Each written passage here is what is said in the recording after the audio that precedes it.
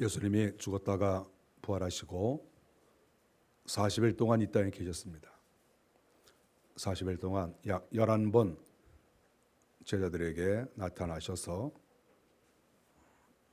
예수님이 부활하신 것을 확실하게 보여주셨습니다. 예수님이 하늘나라에 승천한 다음에 제자들은 모여서 기도하기 시작했습니다. 주님께서 모여서 기도하라고 가르쳐 주셨기 때문에 그들이 모여서 기도했습니다. 마가의 다락방에서 기도했습니다. 마가의 다락방은 성전하고 거의 붙어 있었습니다. 골목 하나 차이입니다. 성전 울타리가 있고 길 하나 있고 바로 옆에 마가의 다락방이 있는데 그들이 거기에서 모여서 기도를 했습니다. 한 열흘 기도를 했습니다. 그날이 오순절 날입니다. 6월절이 지나고 50일 지나면 오순절로 지킵니다. 77절이라고도 합니다. 그러니까 예수님이 6월절 양이 되시고 부활하신 다음에 40일 동안 계시다가 하늘나라에 가시고 열흘 동안 기도를 했으니까 50일이 딱 맞죠. 제자들이 오순절 때가 이름에 오늘 성경에 오순절이 되었다고 해서 이때 기도를 하는 겁니다. 제자들이 오순절을 지킬 때 성전이 바로 옆에 있으니까 성전에 가서 지켜야 되는 거거든요. 원래 그 성전에는 지금 오순절을 지키기 위해서 수만 명, 오히려 그 이상이 좀 있다고 봐야 돼요. 지금 수많은 사람이 지금 바로 마가의 다락방 옆에 지금 수많은 사람들이 모여서 지금 오순절을 지키고 있어요. 지금 현재 지키고 있어요. 지키려고 사람들이 벌써부터 와 있어요. 그런데 이 120명이 울타리 하나 사이로 수많은 사람이 운집해 있는 이곳에 지금 있지 않고 지금 이쪽에 지금 와 있는 거예요. 그것도 조그만 구석에 마가의 다락방에. 제가 성지순례를 하면서 마가의 다락방이라고 하는데 그곳이 뭐 사실인지는 확실하지 않지만 그래도 어느 정도 신빙성은 있어요. 그러니까 이쪽에 수많은 사람들이 모여 있으면서 그 큰 규모의 성전에서 지금 예배를 드리고 있는데 바로 옆에 민가, 그 조그만 집, 그 다락방에 사람들이 120명이 모인 거죠. 거기서 기도를 해요. 그럼 누가 보든지 간에 아니 저 사람들 뭐 하는 거야? 여기 지금 수많은 사람 모여서 지금 하나님 앞에 지금 예배를 드리고 있는데 저 구석에 120명 모여 앉아가지고 저 뭐 하는 거야 저거? 사람들이 지나가다가 여기 지나가면서 성전으로 들어가는 길이니까 사람들이 다 비웃고 웃긴다고 그러고 저 뭐 하는 것이냐고 그러고 다 그렇게 얘기를 했겠죠. 그러나 어쨌든 이 120명은 마가의 다락방에서 오순절을 지키는 거예요. 원래는 여기서 지켜야 되는데 여기에 의미가 없거든요. 이제 산송장과 마찬가지거든요. 구약교회가. 그러니까 이쪽에 모여서 여기서 지금 기도를 하고 있는 거예요. 그러면 120명 이 소수가 모여서 기도하면 무엇인가 드러내야 될 게 있어야 될 거 아닙니까? 우리가 어떤 주류가 있고 대세라는 게 있어요. 그러면 주류도 아니고 대세도 아닌데 내가 어떠한 길을 새롭게 개척해서 간다고 하면 사람들 앞에 이것 봐라 내가 이렇게 소수고 내가 이 길을 선택했는데 이게 맞지 않느냐? 뭔가 이런 게 있어야 사람들에게도 자기들이 좀 할 말이 있는 것이고 자기들도 그 길을 가는 거 아니겠어요? 여기 모여 있으나 여기 모여 있으나 다 똑같다고 하면요 왜 소수로 모여 있습니까? 많은 데 가지요. 그거 당연한 거 아니겠어요? 왜 우리가 비주류로 살고 왜 소수로 삽니까? 수많은 사람이 모여 있는 곳에 가히 가면 내가 마음도 편하고 그런데 왜 120명이 따로 모여서 거기서 기도한다고 그렇게 하겠습니까? 여기에 뭔가 있어야 돼요. 자기가 소수를 선택하고 성전을 버리고 개인 민가집에서 기도를 했을 때에는 하나님 앞에 뭔가 결단이 있어야 되고 뭔가 증거도 있어야 되는 거예요. 그건 사실 아니겠어요? 솔직히 말해서 여러분 10,000명, 10만 명 모이는 교회 가는 게 낫지 30명, 20명 모이는 교회 가는 게 좋겠어요? 좋은 사람이 있어요? 저도 싫어요. 저는 만일에 나 평신도라 그러면 저는 20명, 10명 모이는 교회 안 가요. 여기 가실 분? 난 안 가. 120명이 모여 있는 거지, 120명이. 그럼 120명이 모여 있으면 예를 들어서 뭔가 너희들보다 우리가 나은 게 있으니까 너희들보다 우리가 우월하니까 지금 모여 있는 것이다라는 무슨 확증이 있어야 되는 거 아니에요? 그렇지 않습니까? 그들이 열흘 동안 기도를 했습니다. 열심히 기도했죠. 주님을 바라보고 주님께서 내가 가지만 다른 보혜사가 너희에게 올 것이다. 내가 다른 보혜사를 너희에게 보낸다. 그 보혜사를 너희가 만나라. 이렇게 주님께서 말씀하신 거예요. 보혜사를 보내주시겠다는 거예요. 다른 보혜사. 예수 그리스도 보혜사고 또 다른 보혜사가 있다는 거예요. 근데 이 다른 보혜사가 뭔 줄 알아야지. 이 다른 보혜사가 무슨 사람이 돼가지고 나타나는 것인지, 다른 보혜사가 무슨 뭘로 나타나는지 지금 경험이 없는 거예요. 지금 주님이 다른 보혜사를 보내준다고 그러셨는데 어쨌든 기다리는 거예요. 주님이 보내준다고 했으니까 열흘 동안 열심히 기도한 거죠. 보혜사가 온다니까. 어떤 보혜사인지도 몰라요 지금. 근데 기도를 하고 있어요. 저쪽에 지금 수많은 사람이 수만 명, 수십만 명이 모여서 지금 여기 예배 드리고 있는데 한편 구석에 120명이 앉아가지고 보혜사가 오신대, 보혜사가 오신대. 그리고 지금 기도를 하고 있는 거예요. 좀 그런 상황입니다. 지금 이 상황이. 이 120명이 모여서 기도를 하고 있는데 갑자기 하늘에서 불덩어리가 떨어지는 거예요. 하늘에서. 불덩어리가 떨어지는데 이런 보통 불은 아닌데 보여요. 보이는 불인데 이런 우리가 보통 알고 있는 이 물질적 불은 아닌 거예요. 불이 확 떨어지는 거예요. 불이 떨어지는데 성경에 보니까 각 사람 머리 위에 불길이 다 간 거예요. 하나씩 하나씩. 120명이 앉아 있는데 그 120명 머리 위에 불길이 이 혀처럼 다 하나씩 간 거예요. 이렇게 쭉 간 거예요. 성경을 기록한 사람이 보니까 이거 뭐야 이게. 불이 떨어지네. 근데 이게 불길이 하나가 아니라 머리 위에 다 이렇게 120개의 불이 싹 임한 거예요. 이거 뭐야 이거. 그랬는데 갑자기 몸에 진동이 일어나더니 입에서 이상한 말이 터지는 거예요. 성경은 그것을 방언이라고 말을 했습니다. 갑자기. 아니 멀쩡한 사람이 여지껏 기도를 했는데 갑자기 입에서 이상한 말이 나오는 거예요.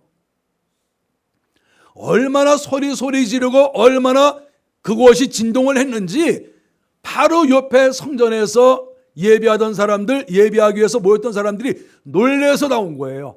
그냥 무슨 여기 집이 무너지나 보다. 지금 생 사람들 아까 그 사람들 모여가지고 뭐 기도한다고 그러더니 아마 집이 무너졌나 보다. 지금 그리고 사람들이 나와 본 거예요. 바로 성전하고 가까우니까. 그래서 사람들이 우르르 나와가지고 본 거예요. 이거 집 무너졌나 그러고. 그놈들 그거 예배는 안 드리고 뭐 기도한다고 그러더니 그건 무너진 거 아니야? 그리고 구경 삼아서 우르르 나와 봤는데 이상한 말을 막 하는 거예요. 이상한 말. 어떤 사람은 견딜 수가 없어가지고 그 마가의 다락방에서 기도하다 말고 밖으로 뛰쳐나온 거예요. 너무 몸이 뜨겁고 견딜 수가 없으니까 막 뛰쳐나오니까 바로 성전이거든요. 뛰쳐나와서 계속 말을 하는 거예요. 그런데 오늘 본문에서 말한 것처럼 저 사람들이 갈릴리 사람들인데 왜 우리 말로 들리지? 이런 말을 했거든요. 이게 무슨 말입니까? 여기에 모여있는 사람들의 대부분은 갈릴리 사람들이에요. 갈릴리 사람들이니까 갈릴리 말을 하는 거예요. 갈릴리 방언. 그런데 당시에 오순절을 지키기 위해서 온 사람들은 거의 헬라파 유대인이 많아서 국적은 민족은 유대인인데 실상은 다른 나라에 가서 다 살던 사람들이라 언어를 못 알아들어요. 성전에서 예배를 드리는데 다 자기 나라 말이 있습니다. 갈릴리 사람들의 말을 들을 수가 없어요. 그런데 신기하게 자기는 로마 말밖에 못하고 자기는 스페인 말하고 자기는 독일 말 하는데 예를 들어서 갈릴리 사람들이 뭐라고 말을 하는데 자기 나라 말로 들리는 거예요. 자기 나라 말로. 그래서 지금 여기 성경에서 깜짝 놀라서 말한 거예요. 왜 성경에 이 부분을 기록했겠습니까? 너무 깜짝 놀란 거예요. 저 사람들 분명히 갈릴리 사람인데 왜 저 사람들이 갈릴리 말로 하는데 왜 우리가 알아듣기는 왜 우리나라 말로 알아듣지? 그 속에 무슨 말이 있겠습니까? 예수 그리스도를 믿어라. 우리 주님을 믿고 주님을 섬겨라. 너희들이 죄를 회개하라. 다 그런 내용 아니겠어요? 근데 그런 내용들이 잘 귀에 들리는 거예요. 너무 충격적이죠.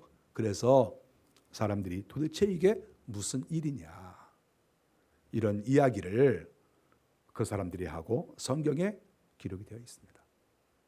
이것이 바로 우리가 알고 있는 오순절 마가의 다락방에서 역사되어진 임재하신 성령님의 그 임재, 그 임재의 그 한면, 단면을 여기서 보여준 것이죠.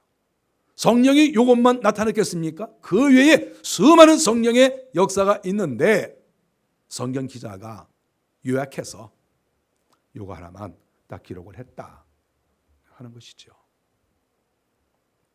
성령은 이렇게 보혜사로서 우리에게 오시는데 사람을 확 뒤집어 놓는, 몸에 진동이 일어나는, 그리고 내 입에서 이상한 말이 나오고 그 이상한 말을 다른 사람이 자기 나라 말로써 들을 수 있는 이런 신비한 일이 지금부터 2000년 전에 예루살렘에서 있었다.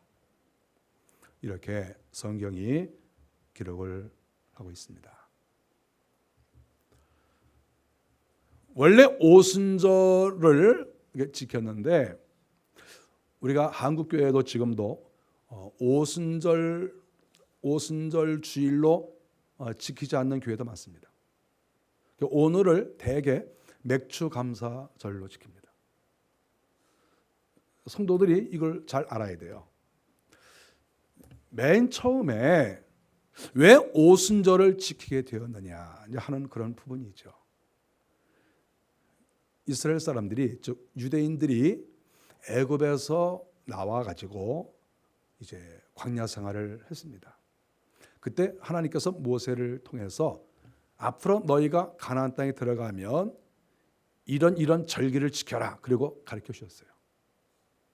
유월절, 또 여기 칠칠절, 또 장막절, 초막절 이런 걸 지켜라, 이렇게 가르쳐 주셨죠. 모세에게 가르쳐 준 것은 지금 지키고 있는 것이 아니라 앞으로 지키라고 가르쳐 주신 거예요. 앞으로 지키라고. 그랬는데 첫 번째 가르쳐 주신 내용이 뭐냐 하면 가나안 땅에 들어가면 분명히 보리 농사도 짓고 밀 농사도 짓습니다. 그런데 맨 처음에 보리 농사를 하면서 낫으로 보리를 처음 딱 거두어 드릴 때 그때부터 50일을 지키려는 거예요. 그때부터 50일 동안 하나님께 감사하다가 마지막 50일째 되는 날 단 하루 멋지게 하려는 거예요. 원래 7절절은 하루밖에 안 지켰어요. 하루. 대신 낫으로 보리를 딱 거두어 드릴 때부터 49일 동안 감사와 기쁨으로 하나님께 드리고, 왜냐하면 곡식을 거둬 드리니까. 그리고 50일째는 하루만 하나님 앞에 제사를 드리는 것이죠. 그렇게 가르쳐 주셨어요. 이스라엘 백성들이 애굽에서 종살이를 할 때 농사가 무슨 농사가 있었겠습니까? 농사라도 만일에 했다고 하더라도 그것은 자기 땅이 아니고 종으로 일을 한 것이죠. 자기 게 아니에요. 하나님께서 가나안 땅에 들어가거든 내가 너희들에게 땅을 다 나눠주겠다. 그러면 거기에서 보리와 밀을 거두거든 너희가 나한테 감사를 해라. 그래서 7.7절 또 오순절을 지키라고 하신 거거든요. 얼마나 감사한 일입니까? 하나님께서 종에서 풀어주시고 너희의 땅을 주시고 거기에서 곡식을 얻게 하신다. 내가 너희들을 먹여 살리겠다. 내가 너희의 생명을 내가 살리겠다. 내가 너희에게 생명을 준다. 곡식을 준다는 것은 생명을 준다는 말과 똑같은 말이에요. 내가 너희에게 생명을 준다. 내가 너희들을 먹여 살린다. 바로 이런 의미죠. 중요한 의미죠. 하나님께서 종되었던 너희들을 내가 건져서 너희에게 땅을 주고 너희에게 자유를 주고 내가 너희에게 생명을 주고 떡을 준다. 이것은 사실 성자 예수님의 모습이라고 볼 수 있습니다. 성자 예수님을 준다는 말과 같죠. 예수님이 생명의 떡이 아닙니까? 주님께서 오신 다음에 하신 말씀이 그겁니다. 너희가 광야에서 떡을 먹었느냐? 내가 너희에게 생명의 떡이다. 결국 광야에서 하나님께서 곡식을 주시고 떡을 주신 것은 장차 예수 그리스도께서 너희에게 말씀으로 주시고 너희를 살리는 생명의 말씀을 주실 것이다. 이것을 미리 가르쳐 주신 것이죠. 그래서 주님은 생명의 떡입니다. 그래서 그 절기를 지키라고 한 거예요. 그 떡을 먹으면서 하나님께서 우리에게 생명을 살려주시는구나. 뿐만 아니라 하나님께서 내 영혼을 살려주시는구나. 이것을 알게 하시려고 오순절을 지키게 하셨다는 것이죠. 그래서 오순절의 원래 깊은 의미는 예수 그리스도가 너희에게 떡이고 너희를 해방시켜 주는 것이다. 너희에게 참 자유를 주는 것이다.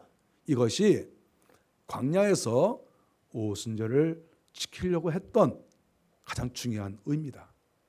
이렇게 보게 됩니다. 이스라엘 백성들이 사실 오순절을 잘 지키지 않았습니다. 역사에 보면 잘 안 지켰어요. 시간이 많이 흘러서 이스라엘 백성들이 바벨론의 포로로 잡혀가고 또 나중에 예수님이 오시고 나서도 잘 안 지켰어요. 그리고 성전이 무너졌습니다. 그런데 맨 처음에 하나님께서 이스라엘 백성들에게 77절 이 오순절을 지키라고 가르쳐 주셨는데 이것은 예수 그리스도를 가리킨다고 말씀을 드렸습니다. 그런데 이스라엘 백성들이 바벨론에서 포로를 갔다가 돌아와서 자기들을 보니까 한심한 거예요. 종에서 풀어진 것이 아니라 종살이를 하고 왔어요. 또 지금도 많은 사람이 거기 있습니다. 바벨론에. 그러니까 이스라엘 사람들의 그 마음속에는 아니 우리가 이거 오순절 지킬 의미가 있나? 날짜는 왔는데 원래 오순절의 의미는 자유, 해방된 것을 감사하고 곡식 준 것을 감사해야 되는데 아니 바벨론의 포로로 잡혀갔다 와보니까 아직도 태반이 거기에 있고 자기들 가나안 땅에 와도 먹을 것도 별로 없고 양식도 별로 주시지도 않고 그러니까 이 절기를 지킬 의미가 없는 거예요. 그래서 유대인들이 어떻게 변하는 줄 압니까? 유대인들이 나중에 오순절을 지키려고 하니까 이게 뭐 재미가 없는 거예요. 지키긴 지켜야 되겠고. 그래서 어떻게 변하냐 하면 이날 하나님께서 우리에게 양식을 주셨다라고 하는 그런 의미는 점점 없어져요. 이스라엘 사람 가운데 점점 없어지고 어떤 게 드러나냐 하면 하나님께서 광야에서 모세를 통해서 우리에게 말씀을 주셨다. 그러니까 그 말씀 속에도 오순절을 지키라는 말씀이 당연히 있죠. 그런데 하나님이 모세를 통해서 말씀하시면서 오순절을 지켜라 이렇게 말씀하셨는데 그 오순절은 형편상 못 지키고 하나님이 우리에게 말씀하셨다. 요거를 지키는 거예요. 하나님이 우리에게 말씀하셨다. 그러니까 본질은 오순절을 지키는 것인데 그래서 유대인들이 예수님이 오실 그 무렵부터는 오순절을 종에서 해방되고 그리고 하나님께서 우리에게 먹을 양식을 주시고 이것을 지키는 게 아니라 하나님께서 우리에게 말씀해 주셨다. 하나님이 우리에게 율법을 주셨다. 이쪽으로 성격이 싹 변해가고 있습니다. 바로 그때입니다. 이것은 오순절이 첫 번째로는 성자에 대한 절기였어요. 그런데 유대인들이 이 절기를 성부의 절기로 바꿨어요. 이것은 역사에 나와요. 성부의 절기로 바뀌었습니다. 제가 이렇게 보니까 성부의 절기로 바꿨네. 이렇게 보이는 거예요. 바로 그 상황이에요. 그런데 그 오순절 날 하늘에서 성령이 떨어져 버린 거예요. 불덩어리가 떨어진 거예요. 그래서 이 오순절은 성격이 3번 바뀝니다. 처음에는 성자의 절기, 죄에서부터 자유, 포로에서부터 자유, 그리고 생명의 떡을 주시는 그러한 절기로서 처음 지켰고, 나중에는 이들이 성부의 절기, 하나님께서 우리에게 말씀과 율법을 주셨다, 이것으로 지킴으로 성부의 절기가 됐는데, 예수님께서 하늘나라 올라가시고 보혜사 성령을 보내주심으로 이 날이 성령의 날로 변한 거예요. 성령의 절기로 변했습니다. 그래서 오순절은 영적으로 볼 때 세 번의 절기, 성부와 성자와 성령이 함께 역사하셨던 그런 절기였고, 그리고 예수님 당시부터는 이것이 성령의 절기로 변해왔다, 이렇게 볼 수가 있습니다. 오늘날의 교회가 이 날을 지킬 때 어떤 교회는 맥주감사절로 지킵니다. 그거 성경대로죠. 맥주감사절은 이렇게 추수를 기념해서 감사하는 마음으로 지킵니다. 우리가 성경을 놓고 볼 때 그것은 예수님이 우리의 생명의 떡이라는 의미에서 당연히 지켜야 될 일이지만, 시대적으로 그것이 맞느냐 하는 것이죠. 똑같은 날짜에 어떤 교회는 오순절로 지키고 있습니다. 많지 않죠? 그런데 우리가 시대적으로 볼 때 오순절 성령 강림절로 지키는 것이 성경 시대적으로 볼 때에는 더 옳다고 볼 수가 있죠. 시대적으로 볼 때 맥주 감사절보다. 그렇지 않습니까? 그런데 중요한 것은 이 오순절 안에는 성부와 성자와 성령이 다 역사한 날이다, 이것을 성경이 우리에게 가르쳐주고 있습니다. 저는 이 시대를 볼 때 예수님 당시에 이러한 성령의 역사, 마가의 다락방의 역사, 이 역사보다 훨씬 더 강력한 은혜가 우리가 살고 있는 시대에 임하고 있고, 또 앞으로도 임할 것이라고 저는 분명히 믿습니다. 기독교는 발전하고 있어요. 하나님의 뜻도 계속해서 더 좋은 의미로 바뀌어지고 있습니다. 성경은 그렇게 가르쳐주고 있어요. 아브라함에게 나타나셨던 하나님이 이삭에게, 야곱에게 또는 다윗에게 점점 긍정적인 면으로 변하고 있어요. 하나님은 한 가지 모습으로만 나타나시는 것이 아니에요. 예수 그리스도께서 오셨다가 그분께서 하늘에 가신 이후에 내가 보혜사를 너희에게 보내주겠다, 이렇게 말씀하신 그 말씀에 따라서 지난 2000년 동안 우리는 예수님도 물론 가까이 할 수 있고 성부 하나님도 가까이 할 수 있지만, 성령을 보내주신다고 성경에 약속을 하셨고, 그리고 그 약속이 수많은 교회에, 수많은 성도들에게 임재하고 있고 약속이 실천되어지고 있다. 그것을 우리는 눈으로 보고 그리고 또 믿을 수 있습니다. 마지막 시대의 은혜는 어떤 모습으로 나타날까 생각을 많이 해봅니다. 시대마다 하나님께서 나타나시는 모습은 각각 다르거든요. 그랬을 때 지금부터 2000년 전 초대교회에서는 방언이 강하게 나타났습니다. 방언이 나타난 이유는 무엇일까요? 그것은 예수 그리스도가 참 진리 되신 분이라는 것을 많은 사람들에게 알리기 위해서 방언의 은사가 나타난 거예요. 은사는 어느 시대든지 똑같이 나타날 수 있지만 시대별로 더 강하게 역사되어져야 될 은사가 있어요. 예를 들어서 병원이 별로 없는 어떤 오지가 있다, 어떤 국가가 있다, 그랬을 때에는 병 고치는 은사가 강하게 나타날 수 있어요. 우리 선교사님들께서 어느 지역에 가서 선교를 하시는데 병원이 없습니다. 그런데 선교사님들이 가 계실 때 그쪽에 있는 사람들이 병에 걸렸을 때 선교사님께 옵니다. 선교사님, 우리 아이가 이렇게 됐습니다. 뼈가 부러졌습니다. 우리 아이가 눈이 돌아갑니다. 이거 어떻게 했으면 좋겠습니까? 좀 어떻게 좀 해주세요. 그랬을 때 우리 선교사님들이 보고하는 얘기를 들어보면 선교사님 기도하는 거예요. 근데 기도하는데 이게 진짜 병이 낫는 거예요. 이거 얼마나 놀랍습니까? 그분들의 믿음도 당연히 있고 의료시설이 갖추어지지 않은 그곳에는 가장 필요한 것이 방언이 아니고 병 고치는 은사인 거예요.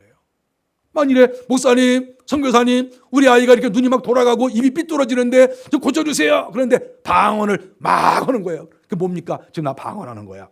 그게 무슨 필요가 있는데요? 그냥 해봤어. 그러면 그게 무슨 도움이 되는 거예요? 당장 지금 몸이 아파서 왔는데 선교사님이 뭐 방언 초대교회에서 이렇게 했다 그래가지고 그거 하면 그게 무슨 지금 필요가 있냐 이거예요 지금. 성령은 나라마다 시대마다 개인마다 필요한 것을 채워주십니다. 성령은.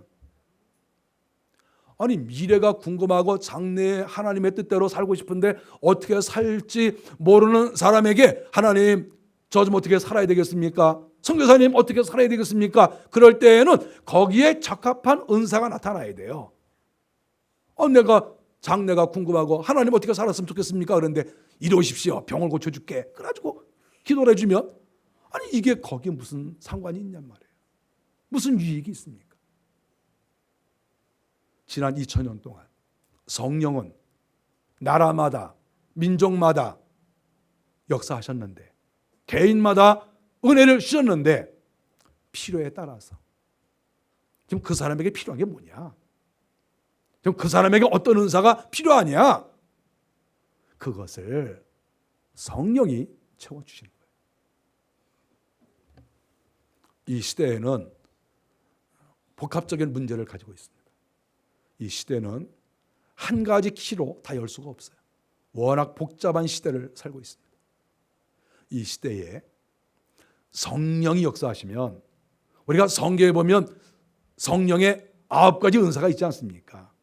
하나님께서는 참 신기한 것이 지금 여기에는 방언밖에 나타나지 않았지만 그 이후에 베드로가 병을 고치지 않습니까? 수많은 사도들이 여러 가지 능력을 행하지 않습니까? 이건 시초죠. 시초. 하나님께서 그 시대에 그리고 지금 시대에 성령의 9가지 은사 거기에 또 수많은 가지가 있습니다.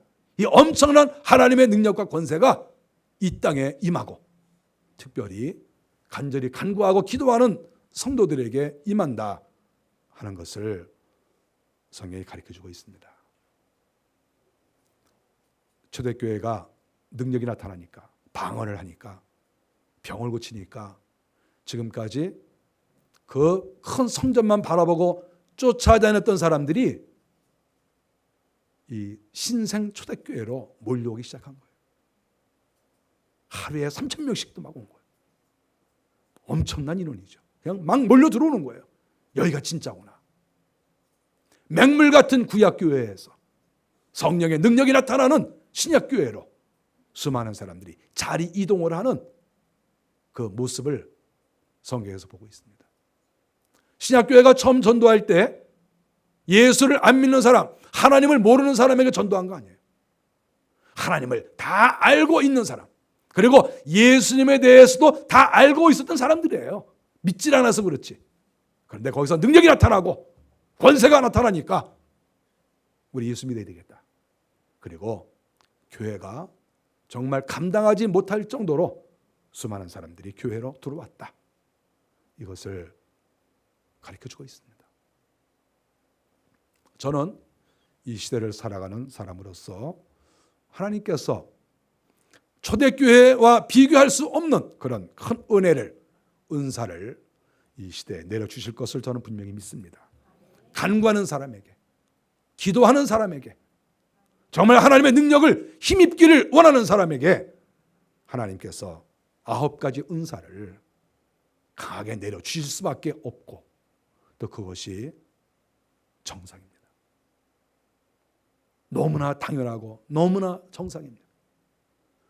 초대교회 성도들 120명이 처음에는 외톨이고 소수고 왕따고 비지르고 해야 했지만은 그 사람들이 결국은 오늘날 전 세계 이 수많은 기독교인들의 초창기 개척 멤버였었다 하는 것을 알 수가 있습니다. 여러분들이 하나님의 은혜를 사모하십시오. 성령을 사모하십시오. 성령은 지금도 역사하십니다. 우리에게 환상을 보게 하시고 예언하게 하시고 귀신을 쫓아내게 하시고 병든 자를 치료하게 하시고 방언은 기초죠. 우리가 2000년이 지났는데 그 방언만 붙잡고 있어야 되겠습니까? 하나님께서 이 마지막 시대에 성령의 강력한 은혜를 내려주시는데 그 귀한 은혜를 우리가 받지 못하고 그 은혜가 비껴가서 다른 사람에게는 나타나는데 나에게는 나타나지 않는다 한다고 하면 이렇게 억울한 일이 어디 있겠습니까? 마지막 시대에 하나님께서 분명히 우리에게 보혜사 성령을 보내주십니다. 여러분들이 충만한 은혜 속에 살기를 간절히 바랍니다. 기도하겠습니다.